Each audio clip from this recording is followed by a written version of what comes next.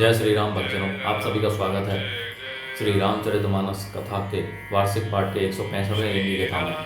वार्षिक पाठ में हम प्रतिदिन 3 दोहे पढ़ते हैं, जिससे हमारी संपूर्ण रामायण 1 वर्ष में पूर्ण हो जाती है। जिन भक्तजनों के समय की कमी रहती है वे प्रतिदिन मात्र 10 से 15 मिनट देकर रामायण पाठ करके अपने जीवन में आने वाली कठिनाइयों को आसानी से पार करते हुए सामाजिक आर्थिक क्षेत्र में सफलता प्राप्त करते हुए अपने जीवन को सुखमय व मंगलमय बना सकते हैं। रामायण पाठ श्री तुलसीदास जी द्वारा हिंदी अवधी भाषा में लिखा हुआ ग्रंथ है, जिसे कोई भी व्यक्ति आसानी से पढ़ सकता है। इसको पढ़ने के लिए संस्कृत के ज्ञान का होना आवश्यक नहीं है। इसलिए आप सभी से अनुरोध है कि आज से ही रामायण का पाठ आरंभ करें और अपने जीवन को सफल बनाएं। पाठ आरंभ करने से पूर्व हम शिव शंकर भोलेनाथ पार्वती माता को प्रणाम व आह्वान करते हैं कि वे भी हमारे श्री रामचरितमानस में सम्मिलित हों और हमें अपना आशीर्वाद प्रदान करें। तत्पश्चात सभी गुरुजन सभी देव देवताओं को भी प्रणाम व आह्वान करते हैं कि वे भी हमारे रामचरितमानस में सम्मिलित हों और हमें अपना आशीर्वाद दें। तो शुरू करते हैं आज का पाठ।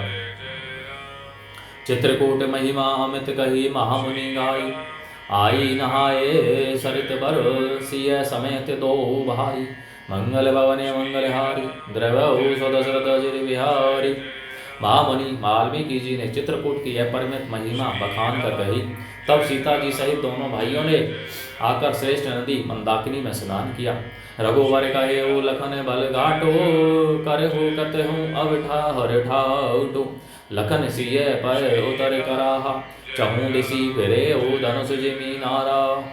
श्री रामचंद्र जी ने कहा, लक्ष्मण बड़ा अच्छा घाट है, अब यहीं कहीं ठहरने की व्यवस्था करो। तब लक्ष्मण जी ने पयस्विनी नदी के उत्तर के ऊंचे किनारे को देखा और कहा कि इसके चारों ओर धनुष के जैसा एक नाला फैला हुआ है। नदी पे नचे सर समय दमे दाना, सकल कलो से कली साउजे नाना, चित्रकूट जनु अचल अहेरी, चौकई ने घात मार मटवेरी। नदी मंदाकिनी उस धनुष की प्रत्यंचा डोरी है और सम दम दान बाण है। कलयुग के समस्त पाप उसके अनेकों हिंसक पशु रूप निशाने हैं। चित्रकूट ही मानो अचल शिकारी है, उसका निशाना कभी चूकता नहीं और जो सामने से मारता है। अस कही लखन ठाऊं देखे रावा, थलो बिलो की रघुवर सुख पावा, रमे ओ राम मनु देवन ने जाना, चले सहित सुर थपति प्रधाना। ऐसा कहकर लक्ष्मण जी ने स्थान दिखलाया। स्थान को देखकर श्री रामचंद्र जी ने सुख पाया। जब देवताओं ने जाना कि श्री रामचंद्र जी का मन यहाँ रम गया, तब वे देवताओं के प्रधान थवई मकान मनाने वाले विश्वकर्मा को साथ लेकर चले। कोल के रात बेस सब आए, रचे परन तरन सदन सुहाए, भरने जाहि मंजो दुई साला, एक ललित लघु एक विशाला। सब देवता कोल भीलों के वेश में आए और उन्होंने दिव्य पत्तों और घासों के सुंदर घर बना दिए। 2 ऐसी सुंदर कुटियां बनाई जिनका वर्णन नहीं हो सकता। उनमें एक बड़ी सुंदर छोटी सी थी और दूसरी बड़ी थी। लखन जान की सहित प्रभु राजत रुचिर निकेत, सोहो मदनु मुनि बेस जनो, रति ऋतु राज समेत, मंगल भवनी मंगलहारी द्रवहु स्वदशरथ अजर बिहारी।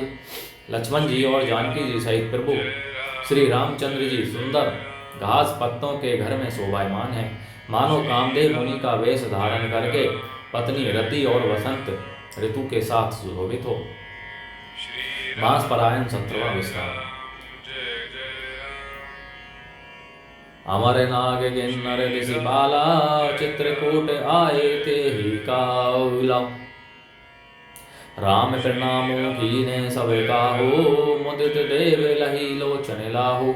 उसी समय देवता नाग किन्नर और दिक्पाल चित्रकूट में आए और श्री रामचंद्र जी ने सब किसी को प्रणाम किया। देवता नेत्रों का लाभ पाकर आनंदित हुए। बरिसी सुमन कह देव समाजो, नाथ सह नाथ भय हम आजो, करी विनती दुख दुसह सुनाए, हर्षित निज निज सदन सिधाए। फूलों की वर्षा करके देव समाज ने कहा, हे नाथ, आज आपका दर्शन पाकर हम सहनाथ हो गए। फिर विनीत करके उन्होंने अपने दुख सुनाए और दुखों के नाश का आश्वासन पाकर हर्षित होकर अपने अपने स्थानों को चले गए। चित्रकूट रघुनंदन छाए, समाचार सुनी सुनी मुनि आए। आवत देखी मुदित मुनि वृंदा, कीने दंडवत रघुकुल चंदा। श्री रघुनाथ जी चित्रकूट में आ बसे हैं। यह समाचार सुनकर बहुत से मुनि आए। रघुकुल के चंद्रमा श्री रामचंद्र जी ने मुदित हुई मुनि मंडली को आते देखकर दंडवत प्रणाम किया। मुनि रघुवर ही लाई उरले ही, सुफल औन हित आशीष देहि।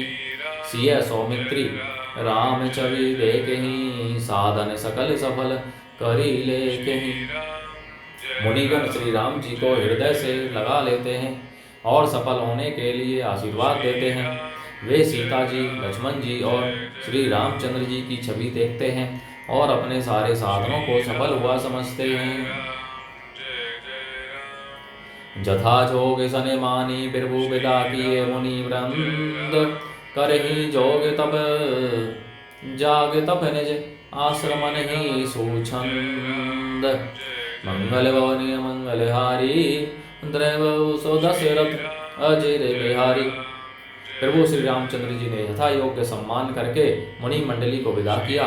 श्री रामचंद्र जी के आ जाने से वे सब अपने अपने आश्रम में सब स्वतंत्रता के साथ योग जप यज्ञ और तप करने लगे। यह सुधी कोल गिरा तन्ने पाई, हरि से जनु नवनिधि घर आई। कंद मूल फल भरी भरी रोना, चले रंग के जनु लूटन सोना। यह श्री राम जी के आगमन का समाचार जब कोल भीलों ने पाया तो वे ऐसे हर्षित हुए मानो नवों निधियां उनके घर ही पर आ गई हों।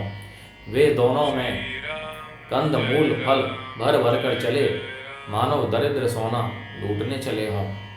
तिन्हें महेंद्र जने देखे दो भ्राता, अपर दिन ही पूछे ही मकुजाता। कहत सुनत रघुवीर निकाई, आई सबन ही देखे रघुराई। उनमें से जो दोनों भाइयों को पहले देख चुके थे उनसे दूसरे लोग रास्ते में जाते हुए पूछते हैं।